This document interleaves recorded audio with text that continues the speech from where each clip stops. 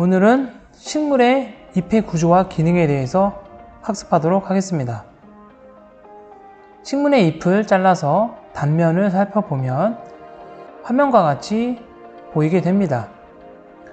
식물의 잎의 윗면부터 아랫면까지 각각 어떻게 되어 있는지 살펴보도록 합시다. 식물 잎의 가장 바깥쪽에는 수분으로부터 잎을 보호할 수 있는 기름 성분으로 되어 있는 큐티클 층이라는 게 있습니다. 여기 나와 있는 이 투명한 막으로 보이는 게 큐티클 층입니다. 큐티클 층 안쪽으로 들어가면 이제 본격적인 잎의 겉껍데기, 표피가 나오게 됩니다. 표피를 벗기면 식물 세포가 빽빽하게 밀집되어 있는 책상 조직이라는 게 나오게 됩니다. 책상 조직은 식물 세포가 아주 많이 빽빽하게 모여 있다는 뜻입니다. 그리고 책상 조직 아래쪽으로 식물 세포가 듬성듬성 분포하는 해면 조직이 나오게 됩니다. 책상 조직과 해면 조직 내부에는 잎맥이라는 관이 존재합니다. 잎맥은 위쪽 부분의 물관과 아래쪽 부분 체관으로 되어 있습니다. 그리고 해면 조직 아래쪽으로 잎의 뒷면, 마찬가지로 껍데기층이 나오게 되고 잎의 뒷면 바깥쪽에도 큐티클층이 있게 됩니다. 특이한 점은 잎의 뒷면 표피세포에는 듬성듬성 공변세포라는 게 존재하게 됩니다. 이 공변세포는 식물 세포가 변형된 세포로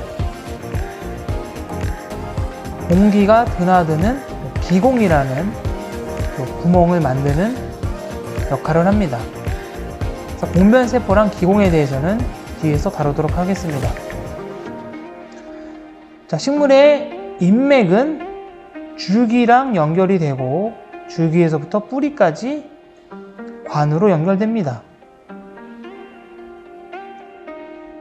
그런데 줄기에 있는 관은 잎맥이라고 하지 않습니다. 줄기에 있는 관은 관다발이라고 합니다. 그래서 물관과 체관이 있는데 이 물관은 뿌리에서 흡수한 물이 잎까지 올라가는 통로이고, 체관은 잎에서 만들어진 엽록체에서 만들어진 양분이 줄기를 통해서 뿌리까지 전달되는 통로입니다. 즉 물관은 수분이 이동하는 통로, 체관은 영양분이 이동하는 통로입니다. 이 잎맥이 줄기를 거쳐 뿌리까지 연결되는데 줄기에서는 잎맥이라고 부르지 않고 관다발이라고 부릅니다. 그래서 잎맥, 줄기, 뿌리까지 연결이 되는 관이 존재하게 됩니다. 그래서 줄기와 뿌리에서는 관다발이라는 명칭으로 불립니다.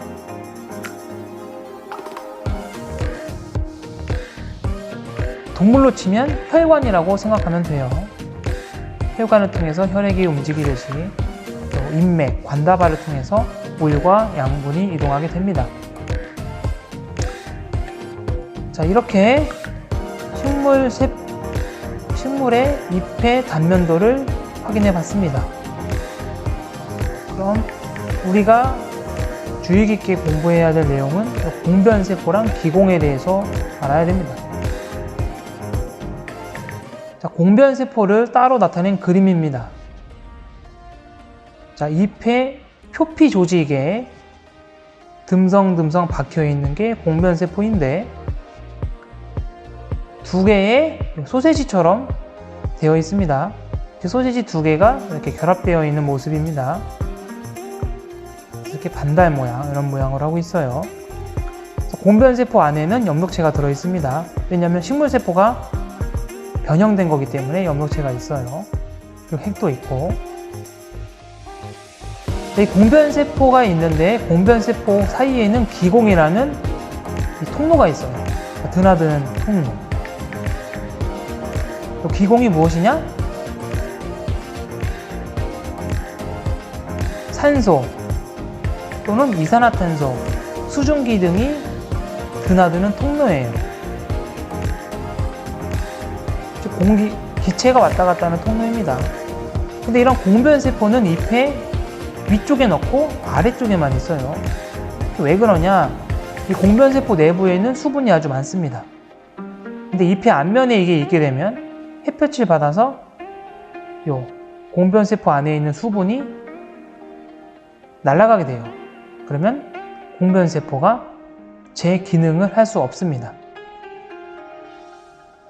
자, 공변세포의 기능이 뭐냐? 요 기공을 열거나 닫는 역할을 합니다. 기체가 왔다 갔다 해야 될 때에는 기공을 열고, 그렇지 않을 때에는 기공을 좀 닫습니다. 근데 알아둬야 될 거는 기공이 100% 닫히지 않습니다. 많이 열리고 적게 열리고의 차이점이지, 완전히 열리고 완전히 닫힌다 이렇게 생각하면 안 돼요. 그럼 공변세포가 어떤 원리에 의해서 기공을 열고 닫는지를 살펴보도록 합시다. 자, 공변세포 안에는 엽록체가 있는데 이 엽록체는 햇볕을 받으면 광합성을 합니다. 광합성을 하면 포도당이라는 양분이 만들어지죠. 그 포도당은 물에 잘 녹기 때문에 녹말로 만들어집니다. 그러면 광합성으로 만들어지는 포도당이 공변세포 내에 많이 증가하게 되면 공변세포 안쪽은 농도가 올라가겠죠. 바깥쪽은 농도가 낮을 테고. 여러분들 초등학교 때 삼투압을 배웠을 거예요. 농도 차이가 있을 때 농도가 낮은 쪽에서 높은 쪽으로 물이 이동하는 현상. 그러면 공변세포에서 광합성이 일어나게 되면 공변세포 안쪽은 농도가 높아지게 돼요. 고농도가 돼요. 바깥쪽은 저농도. 그럼 바깥쪽에 있던 수분이 공변세포 안쪽으로 들어오게 됩니다. 그럼 물이 빵빵하게 차는 거예요. 자, 물이 빵빵하게 차게 되면은 요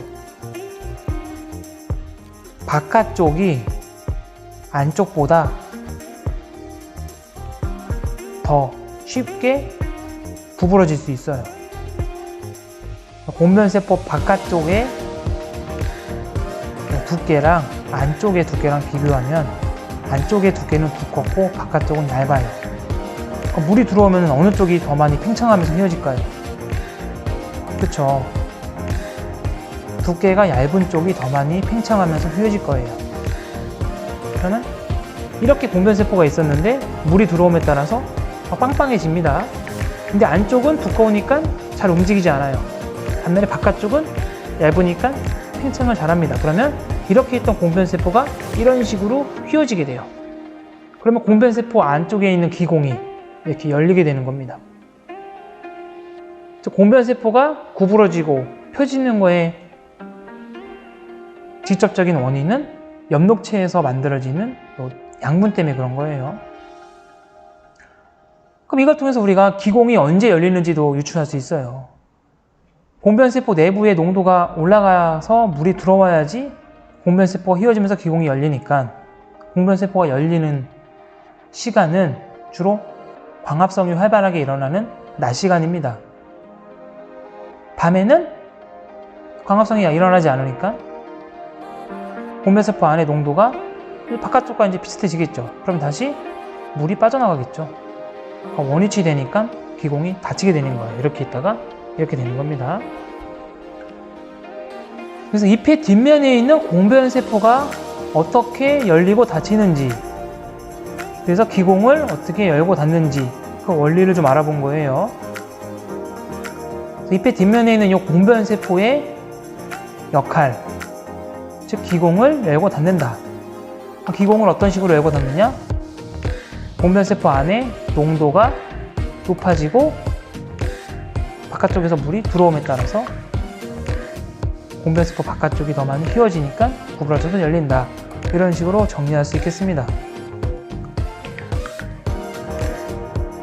그래서 이 교과서에서 잎의 구조와 어떤 이런 명칭들은 자세히 다루지 않고 있지만 이 공변세포가 무엇인지, 그리고 공변세포의 역할이 기공을 열고 닫는 거다, 이렇게 정리해두면 좋을 것 같습니다.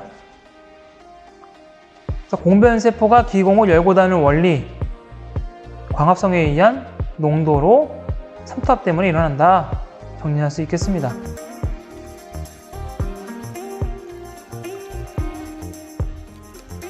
자, 이 공변세포가 기공을 열고 닫는 것을 왜 배우냐면 요 다음 시간에 나오는 증산작용 때문에 배웁니다. 증산작용. 그러니까 증산작용이 일어날 때 이 공변세포의 역할이 아주 중요해요. 그래서 미리 배우는 거니까 오늘 수업 듣고 예습 좀 하고 오세요. 정리하면 잎은 윗면과 아랫면이 있고 중간중간 다양한 애들이 있어요. 하지만 잎의 아랫면 쪽에 공변세포가 많이 있는데 그것은 수분 순치를 막기 위해서 그렇다고 했습니다. 이 공변세포의 역할은 기공을 열고 닫는 거다. 그럼 어떤 식으로 열고 닫느냐? 광합성에 의해서 공변세포의 농도가 올라가고 바깥쪽에서 수분이 들어오음에 따라서 휘어지니까 열린다. 그 원리는 공변세포 바깥쪽이 안쪽보다 두꺼워서 더 얇아서 쉽게 늘어날 수 있기 때문에 휘어진다. 이런 식으로 정리하면 되겠습니다. 그래서 오늘은 잎의 구조와 기능, 기본적인 사항 공부했고 잎의 뒷면에 있는 공변세포에서 어떤 식으로 기공을 열고 닫는지 알아봤습니다. 자, 그럼 오늘 수업 여기까지 하고 다음 시간에 만나도록 하겠습니다. 안녕.